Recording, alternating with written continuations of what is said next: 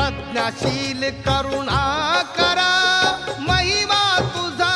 पार युगंधरा क्रांतीवीरा वंदन तुला त्रिवार विश्वशांतीचा मार्ग जो बुद्धाने दिधला त्या बुद्धाचा धम्म जगिया वंदनीय ठरला बुद्धाची ही अमृतवाणी करतो मी गुणगान जम्बूद्वीपातील कपिल वस्तू शाक्य वसती स्थान